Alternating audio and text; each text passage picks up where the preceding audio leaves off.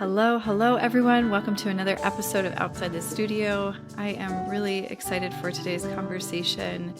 We have a very special guest on the show. All of our guests are special, but back when I created this podcast, Outside the Studio, I was a very new yoga teacher. I think I had been teaching or had my certification under my belt for about a year.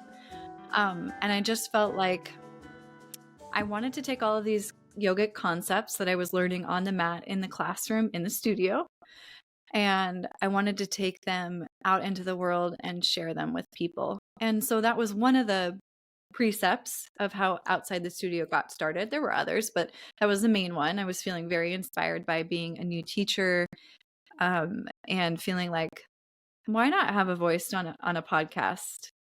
Everyone else is doing it. Not that kind of mentality, like everyone else is jumping off a bridge, but it's like, well, I have some thoughts about these things, and this seems like a fun way to share it. And I've always been one who liked to ask the deep questions in life, like, why are we here?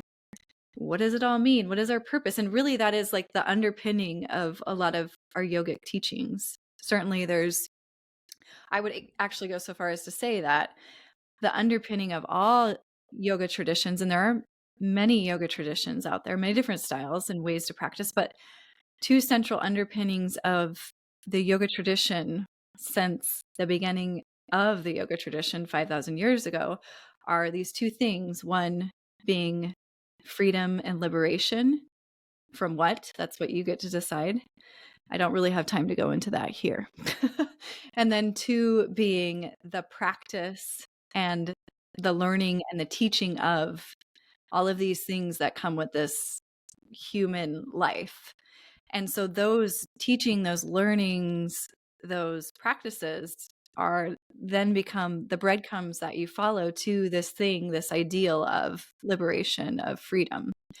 So in Sanskrit, those two words are moksha meaning freedom or liberation, and shastra meaning learning or teaching. And there's so many different ways to translate these Sanskrit words because it is literally the world's oldest language. And these words have been translated time and time again. So there's more than one ways to translate these Sanskrit words. So Amy Ippoliti is our guest today, and she is like one of the voices out there in the realm of yoga that talks about what yoga is, that teaches yoga, that writes about yoga, has a book about yoga. We talk about it on the podcast. And she's been around for some time. Like, this is her jam. This is her livelihood. So it was really very cool and re-inspiring for me to be able to sit down with her and talk to her about what her journey has been like.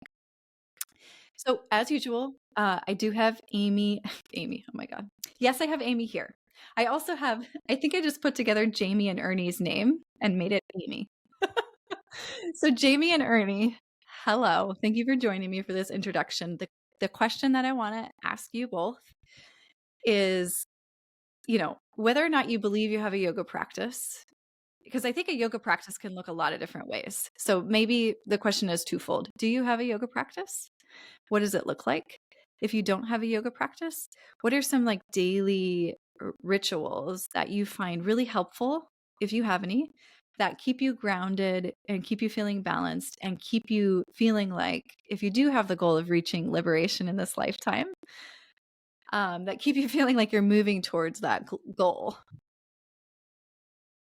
Yeah, I don't have like a traditional, I don't practice yoga like on the daily or anything, or it's been a while since I've gone to any classes, but I am like an active person in general though.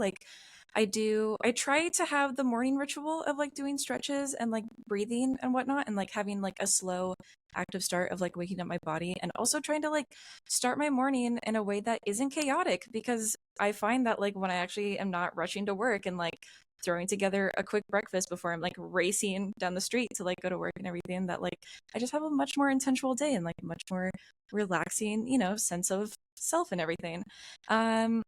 But in terms of like rituals and whatnot, I've tried to implement routine, because I find that just things go a lot smoother with that. I don't have anything like special necessarily. I would say that I would say breathing though is like one of the things. Like I don't like set aside a specific time of breathing, but like in the morning when I brush my teeth, I like try to like take like deep breaths in and then like just like intentionally like exhale and everything. So just because like for me I'm still building up like that time, that specific time space to have it, but I think as long as I'm just like still having that mindset and intention while I'm doing it, I'm still doing other things like making breakfast and like getting dressed and whatnot. But I'm still just taking like a mental time to like prepare and whatnot.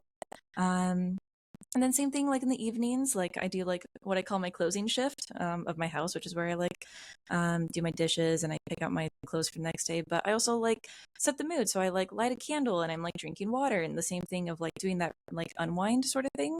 And like still doing like stretches and whatnot because taking care of my body, I would say, is like just like a ritual in general that I try to maintain, I'd say. So, but I don't have like anything. I would love to implement something more. I don't know. Maybe special is the word I'm looking for, but just something like I love hearing when people have like something more unique that they practice every day. Of like, oh, they set aside like 5 simple minutes to do this special thing, whether it's journaling or yoga specifically. Um, yeah, that's what I do. I love that. Jamie, I do want to say though that breathing is central to yoga, Oh, and absolutely. Yeah, you consciously breathing and setting aside time for that is very much a traditional form of practice. totally. Yeah. Ernie, what about you? I like that. Thank you, Tessa. I think what was interesting when I started my own practice was that I made a distinction between the physical, going to a class and stretching, and the mental, and breathing was kind of somewhere in between. So it was always either meditation or stretching. They were never the same. And I think what I've learned to evolve is that it's all three. Um, I'd like to stretch in the morning and kind of feel loose and limber. And I usually remember to breathe now. And then the breathing helps me find that meditation. And then I call them meditation moments or mindful moments where I'd stop and think through the day, is getting out of hand, or I'm kind of losing control, losing the edge.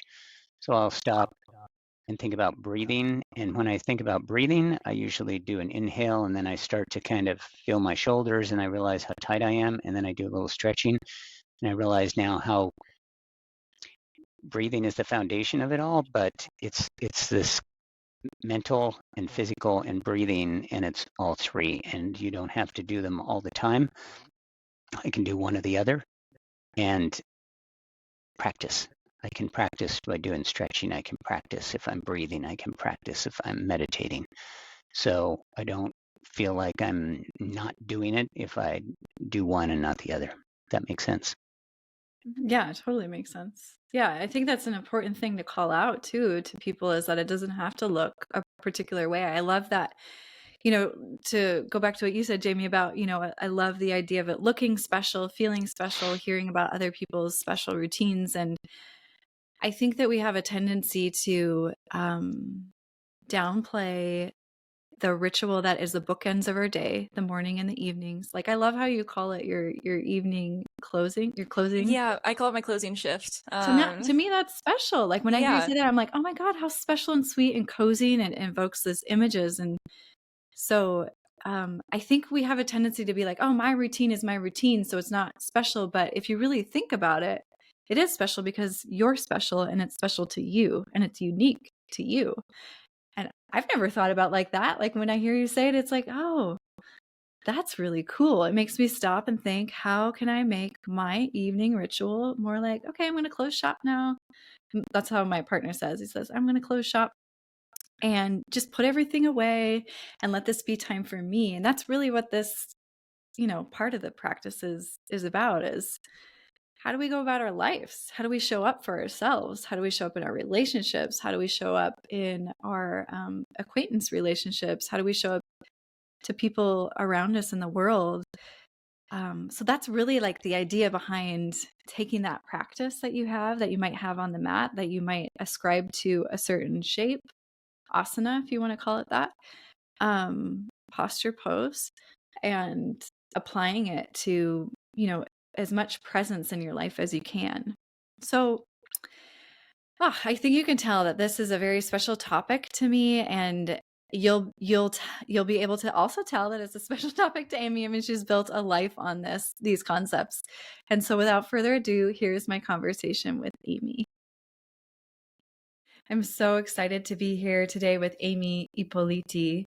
And we're going to talk a lot today about the theory and the art of teaching yoga because Amy co-authored a book with her colleague Taro Smith about the art and business of teaching yoga. If you are watching this online, you can see that she and I are both holding up this beautiful book with a picture of beautiful Amy on it. And this is, gosh, I mean, all you listeners out there, if you're new to the podcast, welcome. Thank you for being here. For those of you who have been here since the beginning, you know I'm passionate about yoga, about teaching yoga. What does it mean? This is an ancient practice that's been around for some say 5,000 years. That's kind of a controversial topic. Maybe we can talk a little bit about the history and the evolution of yoga today too, Amy. But yeah, so this is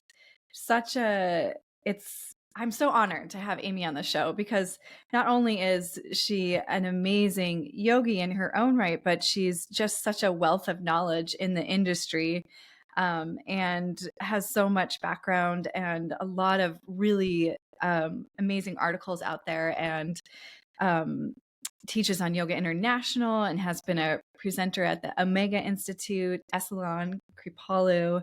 And I mean, that list goes on. And hopefully you've had the opportunity to practice with Amy, and she's traveling all over the world. So those opportunities abound. And so without further ado, Amy, how are you today? Thank you for being here. Doing great, Tessa. Thanks so much for having me. It's an honor to be here and to be on a podcast that is focusing on really yoga outside of the studio, off the mat, if you will, because that's really where the good stuff happens. Yeah, yeah. Gosh, so as I was thinking about, and this topic's been on my mind a lot lately, Amy, because I'm starting to lead my second teacher training as a teacher trainer. And I've taken several teacher trainings because I just love being in the nest of learning yoga. And that sense that gets created when you're in that nest of learning and you're with your co-teachers or your colleagues, and it's like, oh, you're just like these little baby teachers soaking up all this knowledge. I love being in that nest. And so having gone through my first teacher training as the lead trainer and doing it again, it's like such a interesting juxtaposition position to be on the other side of that. And I think the question that there's so many questions that come up. These students ask the best questions, but there's a couple that really come top of mind to me. And I think this is where I want to start our conversation today. And number one, I always want to start off with, how do we define yoga? What is yoga? That's a huge question. And we could spend, and not even an entire podcast, but we could probably create an entire podcast in and of itself, just trying to define that. So I know that's a huge ask for you, Amy, but if you wouldn't mind. I should be able to answer that question after 37 years at this, or I don't know what it is at this point, almost 40. But, yoga, if we go back to the definition and go to the root word yuj, to yoke, yoga means union. And my latest take on that, I feel like we show up at different times in our life to that definition of like, what is union actually mean to us? And lately for me, it's interdependence. It's really the idea that we are all so deeply connected to one another that when one thing happens across the world to a group of people or to animals or to nature, that there is a direct sort of ripple effect throughout all of humanity and all of nature. And so that yoga for me ends up becoming about like, what are my choices in everyday life in how I connect not only to people who are close to me or people that I come across as strangers, but also how am I relating to the environment that I'm in and the natural world.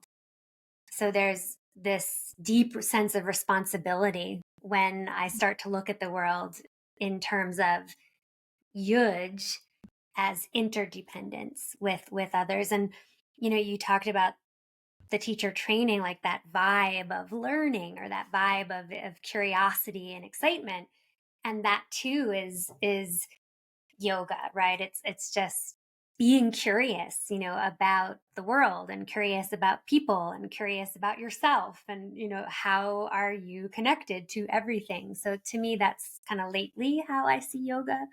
um I love but that. there's a deep need for connection at the moment. We've been quite isolated, and technology, it sort of connects us, but it also really repels us. It keeps us apart, and it creates division in a lot of ways, and siloing and whatnot. So I'm also super into like in person, in real life. Feels important. Yeah. Oh, it is important. It is. And Mhm.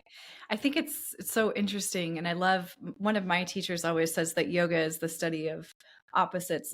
It's the study Mm. of dichotomy, of yin and yang, and black and white. And that it really does speak to the nature of interdependence, the small self, the large self, and everything that you're saying. And I think it's such an interesting landscape that we're living in, with the dichotomy of feeling connected and disconnected, or trying to stay connected through these apps. We're connecting Yeah. right now through this digital landscape Yeah. of Which is Riverside. great.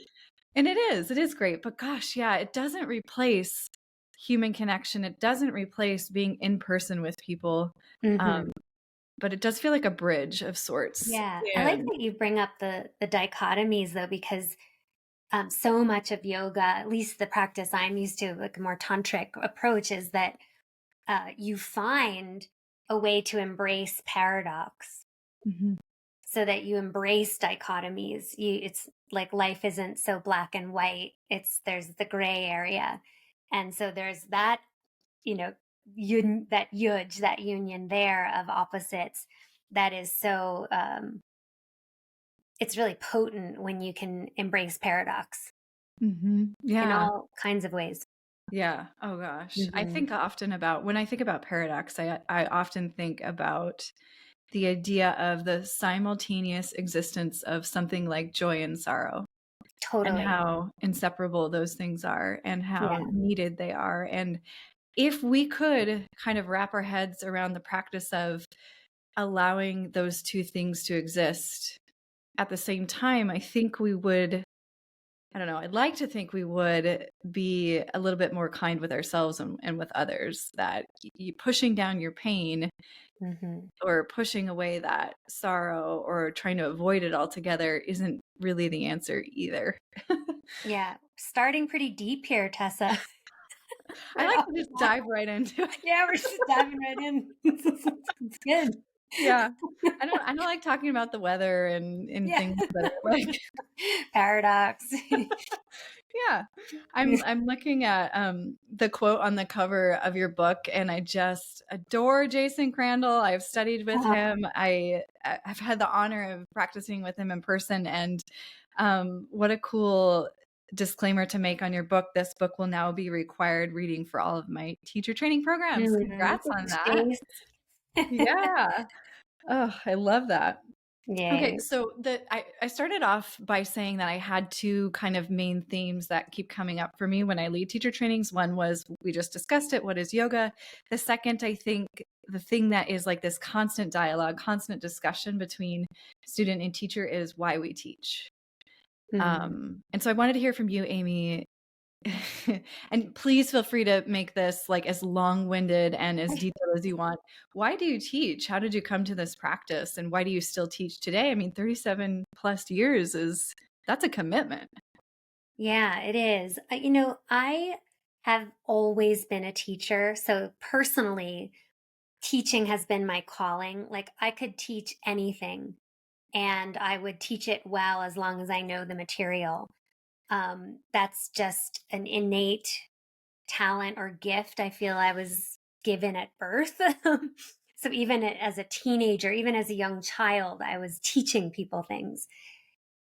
yoga came to me, I think because I was privileged enough as a teen when I came to yoga to ask the larger questions, like, who am I? Why am I here?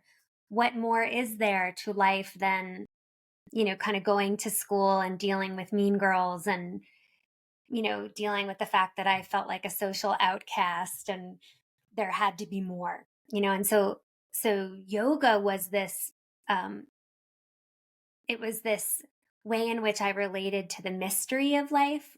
And that felt really profound to me. And it also brought me into the company of other folks who were in that vibe. And I felt like I was like hanging with the cool crowd, like the good crowd, the crowd that had those same questions. And so it just felt like this is where I belong. Like if I'm going to teach something, I think I've found the thing I'm going to teach. And so that's why it's gone on and on and on. And also because the practice goes on and on, it's a lifelong thing. And so, and now I've gotten to the point in my life where it's like all I've done my entire adult life, pretty much. And so it just doesn't feel like there's going to be a stop to that anytime soon. It's morphing and changing how I'm sort of continuing to offer yoga, but the yoga is just this steady thing through my life. And so why do I teach yoga per se? I think it's a medium for folks to get into interconnection and relationship with themselves primarily, and so that they can live more skillfully in relationship to nature and to each other more skillfully. And Lord knows we need more skillful humans on the planet. Without skill, we're careening toward a climate crisis. Without skill, we're careening into war and unable to find peace. And I think the more people that practice yoga, the better, because you don't see yogis leading war very much. Like, it's like it's a peaceful existence is the goal. And so I think there's something really profound about being a yoga teacher, because you're a leader in that sense, and you're a model for living skillfully and living vibrantly. And when we have skillful, vibrant people in the world, we have a better world altogether. So, and people who are involved, because there's a lot of yoga that, I don't want to say yoga can be dangerous, but there's a lot of dangerous yoga out there that is spiritually bypassing, for example, like going, yoga is my happy place and I'm just going to ignore the rest of the world so I can go to this elevated state of consciousness and be in my happy zone where I'm not actually engaging in the troubles of the world. That's really dangerous yoga, but there's a definite movement of yoga that is more engaged in the world and then in keeping with that definition of interdependence. And that's the kind of yoga that I teach and that I advocate for others to teach. And I would say that the revised and expanded edition of the book is really getting into how can yoga teachers be more, what's the word, expansive leaders, like not just taking people to a happy place, but doing it all, right? Like putting people in a happy place, but also like putting them in an engaged space, a yoga that's not checking out, but a yoga that's checking in. And there's really practical ways yoga teachers can become leaders like that and can make their classes that dynamic. And, there's ways that teacher trainers can help produce better yoga leaders. And that's really what a lot of the revised and expanded edition is about. The initial edition was about that too, but we've gone into greater detail now that the world has become, wow, a really intense place since 2016 when we first published the book. I mean, we've gone through a pandemic. Climate change is right in our face. Weather and fire and floods and all the things are happening. We're at war. It's just pretty much a mess at the moment. So how do we address that? Yeah. Well, and I want to talk a little bit more deeply about, as you were saying that, I was thinking, yeah, no, I've had a direct experience with this evolution of how I teach, how I have to teach, and within the confines of what feels to me like walking this fine line between reconciling the idea that I only have 30 to 60 minutes oftentimes to impart all of that. Yeah. To create that space to invite people to listen more deeply, to invite interdependence and connection. And it is a challenge. It is a challenge in a landscape where 50% of the time I'm in a medium like this, where it's people are watching online and I can't see their bodies move and I can't hear any feedback.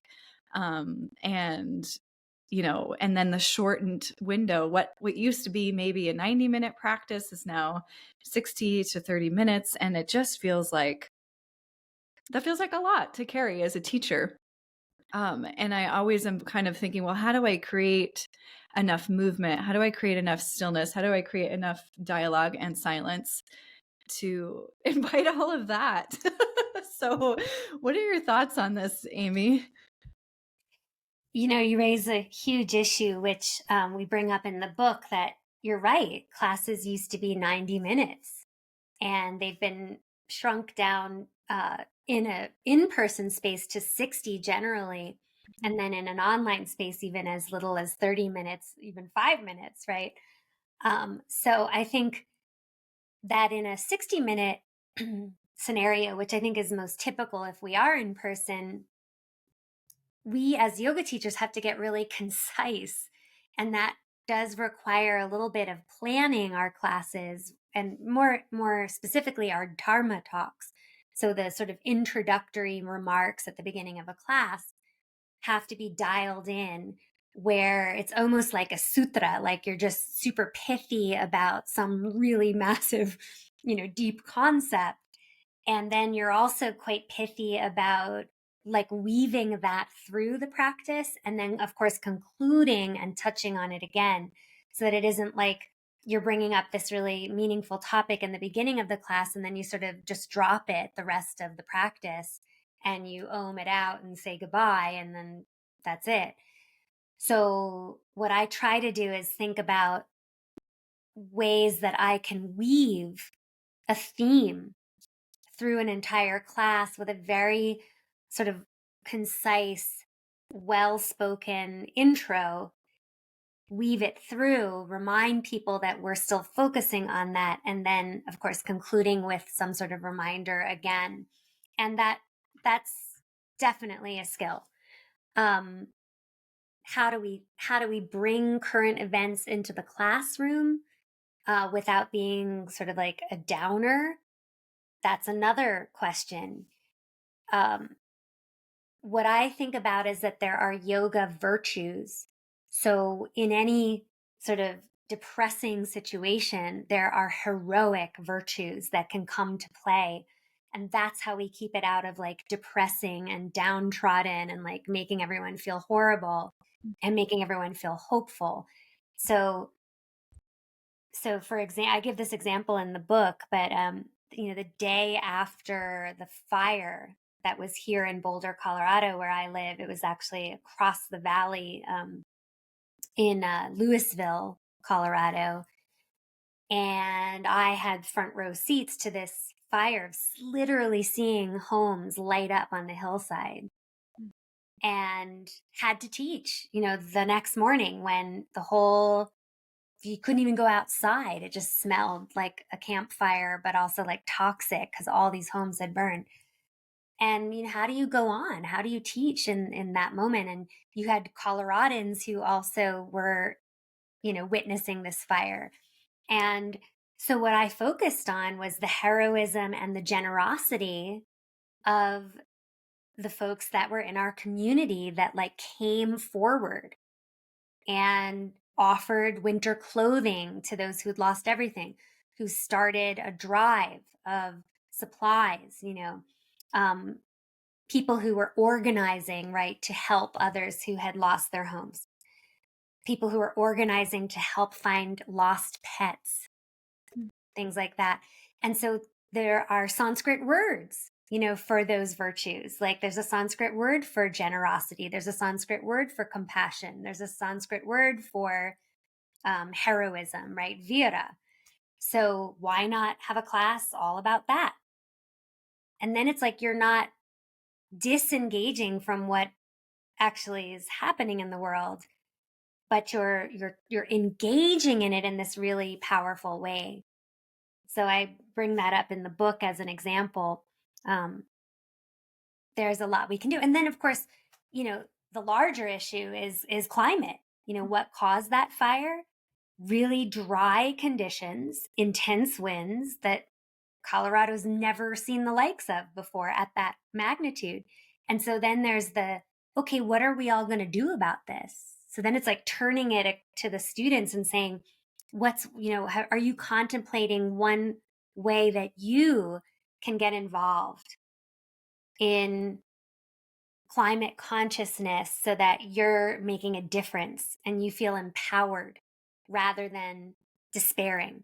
Like what's your action step? And that's karma yoga, is the yoga of action, right? So that could be getting more involved in civics, right? In finding leaders in your local elections, that are caring about creating policy that is making a difference towards sequestering carbon or reducing carbon emissions or something like that. It could be individual acts. I'm going to start a compost pile. I'm going to hire a composting service. I'm going to get better about using the service we already have for my compost scraps, because we know if compost sits in a landfill, it's producing methane, which is an emission, right? So composting is like one of the most incredible acts that we can do as individuals to prevent climate change. So, there's like so much educating we can do about action, and that leaves people empowered. It shouldn't leave them like, oh, this is so depressing. Mm-hmm. Yeah. And I love that it's an invitation to consider, a heroic act doesn't have to be this thing that we consider huge and world altering, but it can be something that is accessible to you and that doesn't take a lot of extra time out of your day, but like you're saying, just some thought and some foresight around it. Yeah, I love that. Yeah, it's such a nice invitation. So I'm curious, gosh, there's so many questions I have, so I'm trying to decide with our time, what are the most how do I prioritize? And I think, one thing I definitely wanted to talk to you about today is, as a teacher, maintaining your own practice, maintaining your own connection to the practice. And also just curious how it's evolved for you over time. Mine certainly has. And I know I'm not alone in that. So that when you show up in front of a group of students, you are an embodied teacher and you are teaching from a place of knowledge and connectedness. So I was wondering if you'd share a little bit about what your practice looks like these days, and maybe some about how it's evolved over time. Yeah, I would say when I was younger, it was very much about sort of using the poses as benchmarks, like, oh, well, I'm going to work on this pose and work on the things I need to do to get to that pose. And those sort of milestones gave me a sense of accomplishment and confidence in going off the mat and being like, I can do anything. Like I can work toward a goal, and I can work towards something bigger than just a pose. So I know there's like a lot of sort of pose hate out there, like, like don't be all like goal oriented around the poses. But I think that as a youngster, that was actually really powerful for me. It was empowering. Now it's just like survival in my body.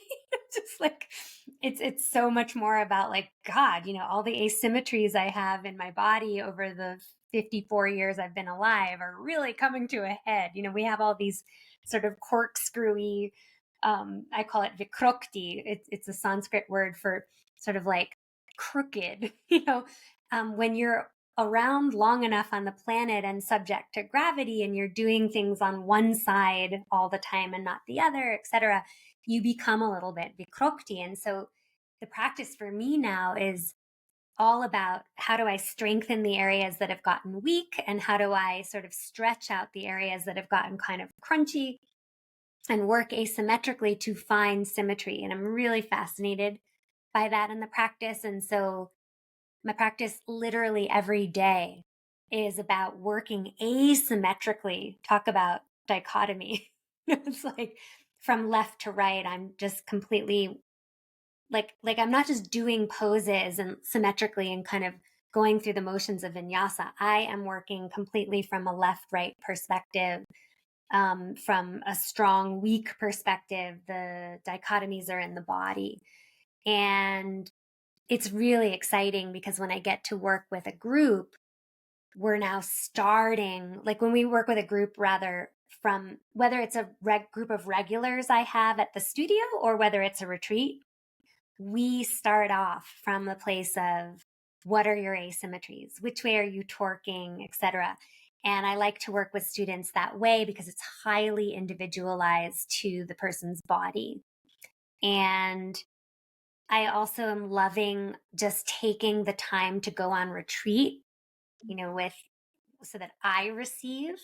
So there was a time, I would say, before the pandemic where that was really hard because my schedule was so unrelenting that it was really hard to really even be free to go on retreat. Like my stuff would conflict with the retreat I wanted to go on, so I couldn't go.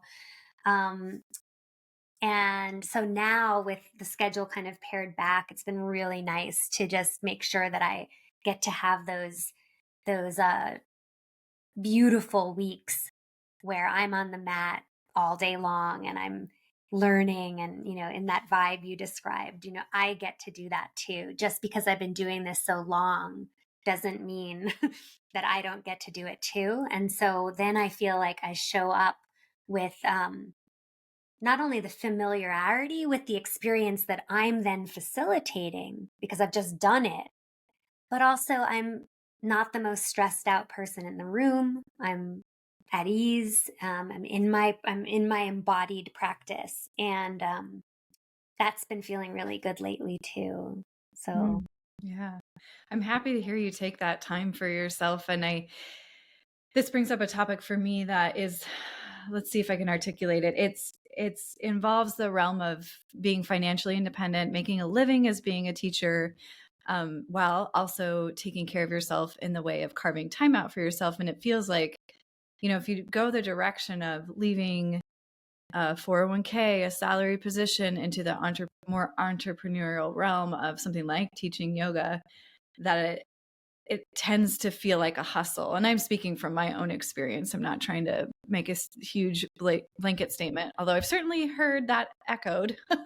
And so I think, how do you learn, as a new teacher, and a new teacher might be like, 1 to 5 years, 1 to 7 years, where you're starting to build that revenue stream and also trying to carve time out for your own practice and maybe go on retreat. And that's not only a time dedication, but it is a financial dedication too. So could we speak a little bit more about really practical ways to create space for that and financial capacity for taking care of yourself? I think if I could go back to say 2018, and I shouldn't say that I did carve out time, so I shouldn't be mad at myself. Just didn't carve out quite enough time. So if I could go back, I would say, do what it takes to get to that place where you are investing not only money, resources, and time into your own sort of education and self-care and receiving. You're going to a teacher training, you're going on retreat and spending money and time, you are, because I truly, truly believe then that comes back to you. So even if it means like, well, I'm going to be in credit card debt for 3 months, and I'll pay it off slowly, trust that is going to then in turn come back to you in the form of more students coming to class, more signups for your own retreats, more signups for your own workshops, etc., because you're going to be exuding the enthusiasm for the practice, and it's going to show. The burnt out teacher who's hustling isn't necessarily going to be in that same place. In the book, the revised edition, I talk a little bit about like, don't give up your day job. Also, like if there's a position that you have that's actually giving you stability, financial stability, don't let it go, right? Because that's going to enable you then to invest your resources into yourself as well. The other thing I say to a lot of my younger students is, I'll say, if there's any way you can get into the real estate market, that's a source of income that's going to appreciate. So it's like we don't have to box ourselves into like, yoga's the only way. Like in the same way people think yoga's the only thing I can do to be healthy, right? When actually weight training is really good for you too, and cardio is really good for you too. We sometimes think that I should be able to make it as a yoga teacher full time or whatever, and it's like, actually you can have multiple sources of income that come from non-yogic places. And so I often say, if there is any way you can get yourself into the housing market, real estate, if you're privileged enough, if your parents can help you, if there's any possible way, do it as soon as you can. Yeah, I like that idea of, for a long time, I was doing both a full-time corporate job and teaching yoga on the side. And I think that's just another one of those fine lines to walk in terms of energy expenditure and self-care, as well as having stability and stable income. So yeah, I agree, and it's so helpful. And now I think I've swung the pendulum in both directions, and I'm happy to say that I'm finding that balance between the income that is non-yogic and the income that is, and personal space.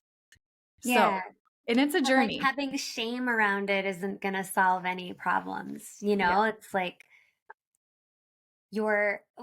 there's a Sanskrit word I use a lot, which is saubhagya, and it means to flourish. And it means that everyone gets their little piece, their portion. Like if there's a big platter of pasta on the table, and there's 10 people there, everybody gets a portion of that platter of pasta. And in the same way, we want, as yoga teachers, to flourish, right? To have enough to eat, to have enough income coming in that we can buy organic produce. Because if we support organic farms, we're helping to keep chemicals out of the oceans and out of people's guts, which are, don't even get me started on glyphosate. And what they're spraying the crops with, but I mean, that's literally causing autoimmune issues and a health crisis all across the world, because 70% of crops are sprayed. We want to be able to afford to eat food that isn't killing us. You know what I'm saying?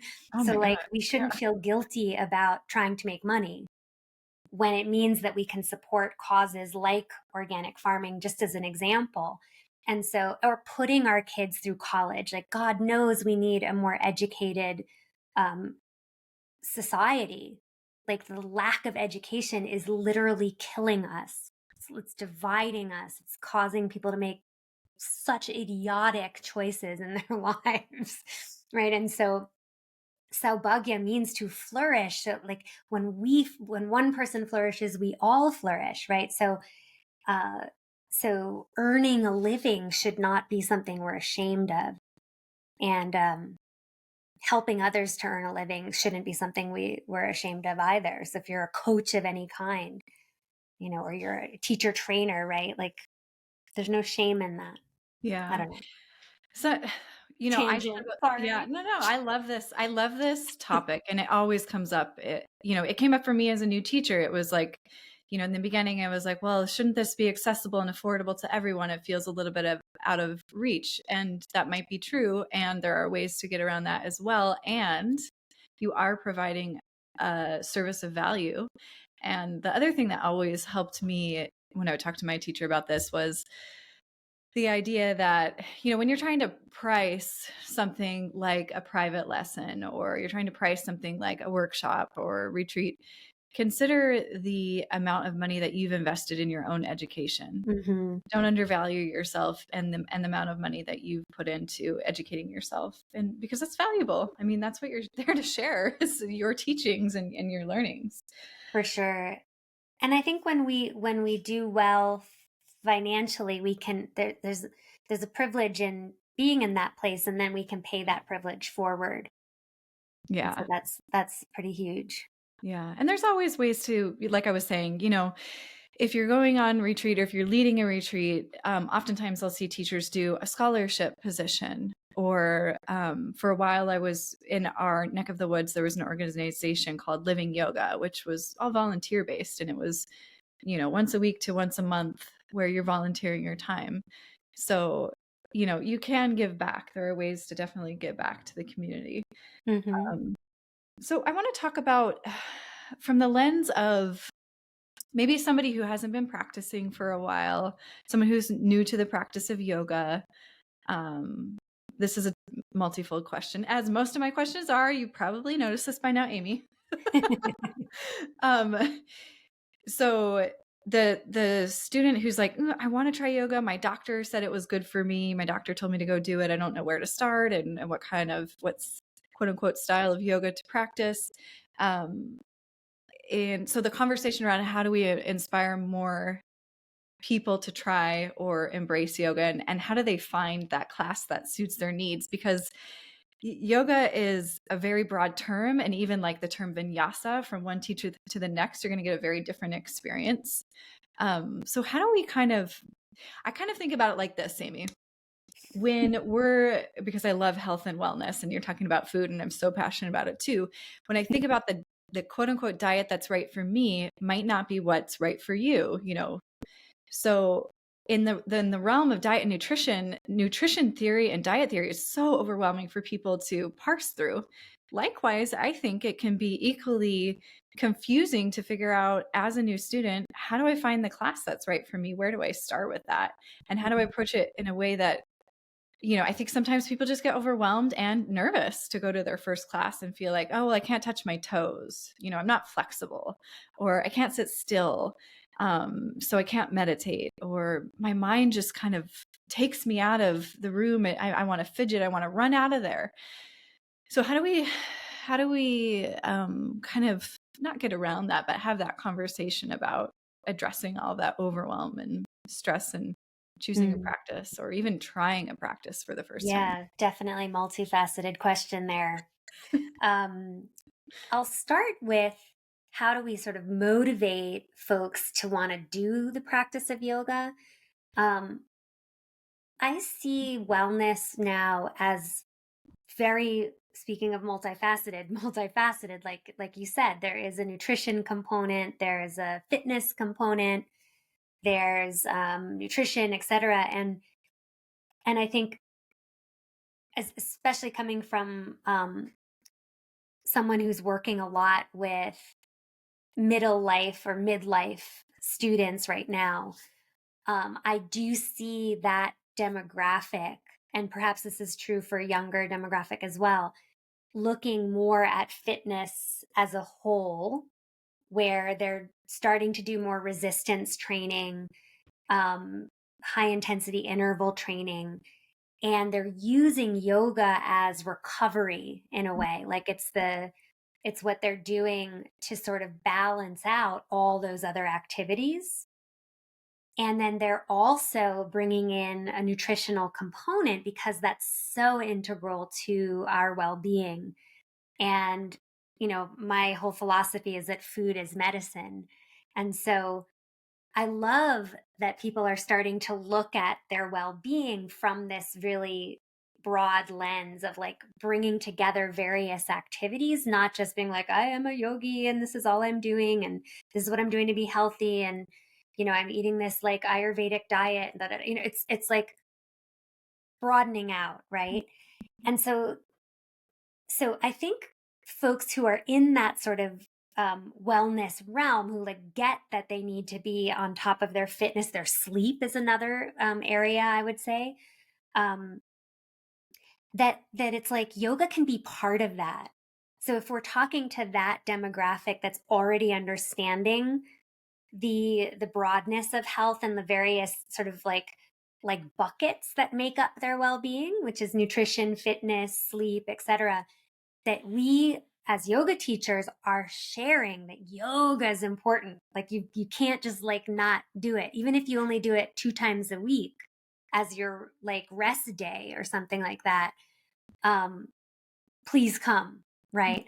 And then I think it leads to, hey, go on a yoga retreat or take a weekend at this yoga festival in Telluride or Bend or somewhere beautiful, so that there's like, they realize it's not only for their recovery and their flexibility and their mobility, but it is also part of their lifestyle and how they find community. Because when you go on a weekend of yoga somewhere fabulous, or you go on a 5-day retreat somewhere fabulous, or a 7-day retreat somewhere fabulous with really cool people who are asking the larger questions, you're getting that community fix, which is a huge part of our longevity, along with resistance training, nutrition, good sleep, high intensity interval training, etc., even getting your 10,000 steps in on a beautiful hike. All of that can come together, and yoga can be a part of it. For me, when we teach yoga, we not only want that to be a part of that larger picture of their wellness, but we want to inform them, and we have a responsibility and a duty to inform them that yoga is a lifestyle, right? Like understanding yourself, your mindset, your connection to yourself, your connection to your environment, your connection, your yuj to community, right, is part of the practice. So come on retreat, come to these workshops, get yourself really educated about your asymmetries and about yoga philosophy and living life skillfully, right? Like all the mind-body connection is there, but it doesn't have to exist apart from all of the other buckets. Does that kind of answer the question? Yeah. Oh, I love that. I love that answer. I also do love the question. Yeah, the question was great. I'm laughing because I started to say, I love that question. No, it was what I meant to say was, I love the answer. Like, okay. Yes. Thank you so much. It's so important. It is so important to keep coming back to the idea that, not the idea, but the real truth that yoga is all encompassing, and it is a lifestyle, and it is something that, I totally resonate with what you said about there's a lot of pose hate out there, but also they serve such beautiful purposes. And I love that example you shared of being young and feeling like it was such a confidence builder. And isn't that what it's for? I mean, at the end of the day, isn't it to make you feel like you are strong and embodied, and you can take that practice off the mat and out into the world and do hard things? Yeah, And that's it. yeah. So I love that reminder, because you can't take away the asana from the practice. That would be, I feel, an incomplete practice. That isn't to say that there are going to be some days when you show up to your mat and you're like, I'm not doing any asana, and that is okay too. Absolutely. So where I think I'd like to spend the rest of our time, and I want to be mindful of your time, Amy, is just talking about, so I'm thinking about the last teacher training info session I had. A group of lovely women showed up, and one of them asked like such good questions. She just was like digging right into it. And she was like, so is yoga a religion? And I kind of paused, and I was like, it took me a minute to figure out how to formulate a response to that, because to me, it is not a religion. To me, it is a lifestyle practice. It is a spiritual practice, certainly. But I think there's, for me, a difference between a religious practice, and what yoga is. I was curious how you would have answered that question, Amy. Yeah, I think yoga definitely has its roots in religion, certainly. And from that has emerged various schools of yoga that are sort of teaching canons of yoga, and that become more philosophical and spiritual in nature. And so I don't like to deny that yoga has its roots in a religious place, but at the same time, the teachings that come out of that can be taken in as a philosophical understanding, without saying like, I am Hindu, right? Mm-hmm. So that really is what it's about for me, is taking the teachings and the philosophy and putting it, as you said, toward a lifestyle. And the teachings are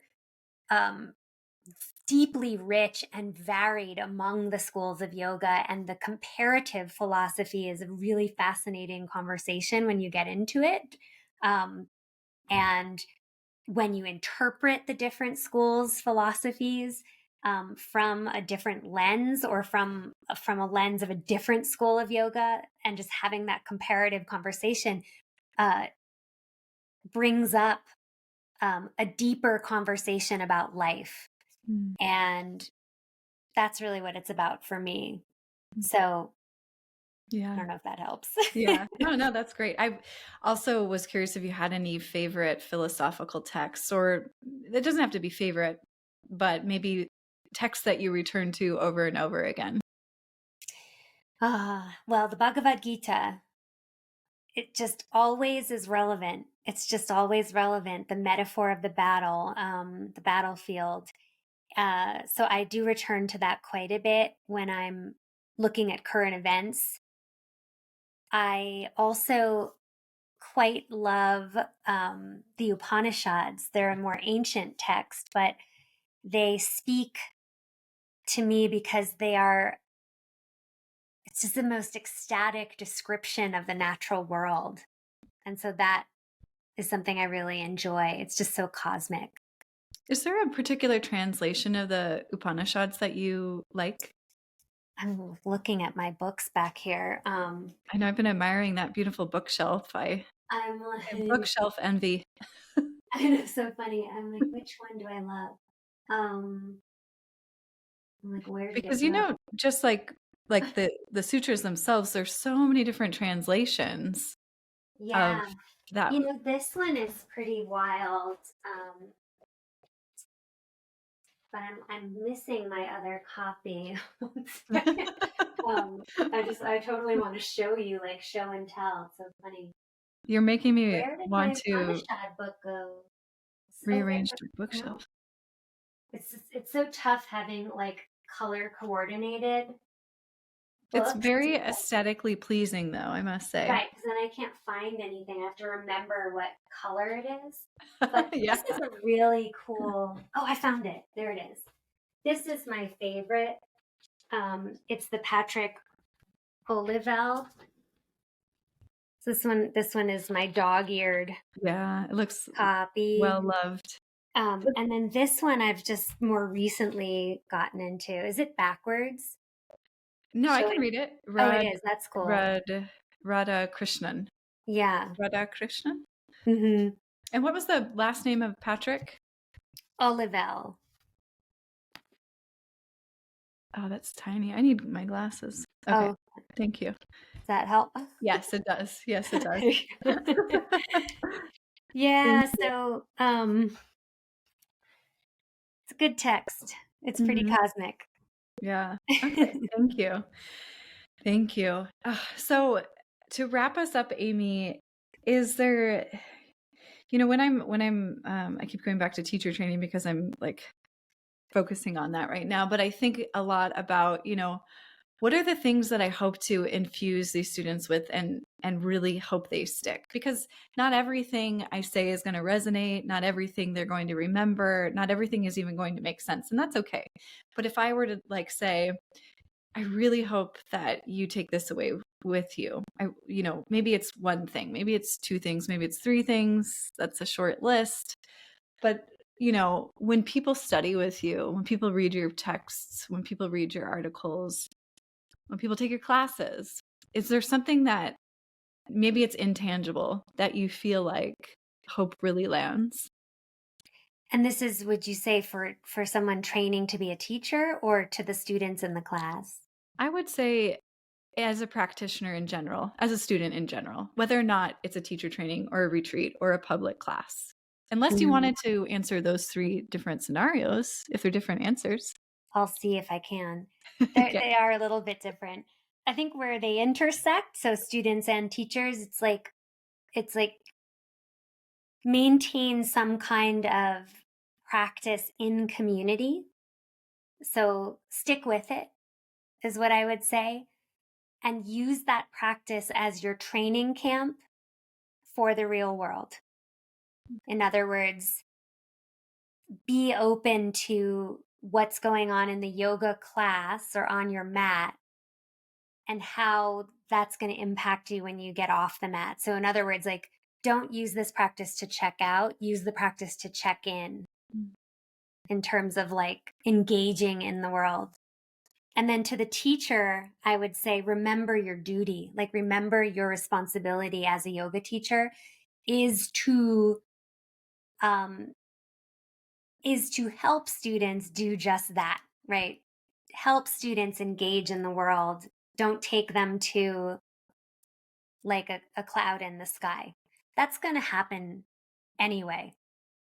Just like glutes are going to engage when you extend the hips. It's just going to happen. So don't try so hard to take people out of their lives into some fantasy world. Like, bring people into their lives and remind folks that yoga is a practice. It's not an activity, right? Remind folks it's not just checking a box like I did my Pilates for the day. It's a practice. So so embrace it as an education, not just a thing that you do. And then that's your responsibility as a yoga teacher.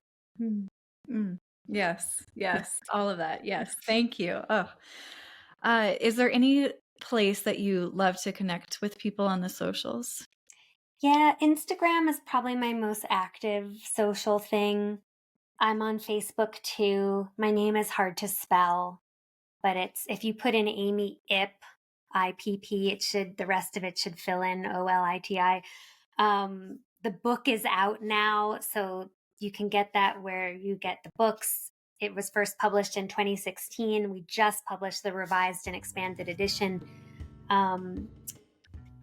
And yeah, I'm on Threads too, but not that much.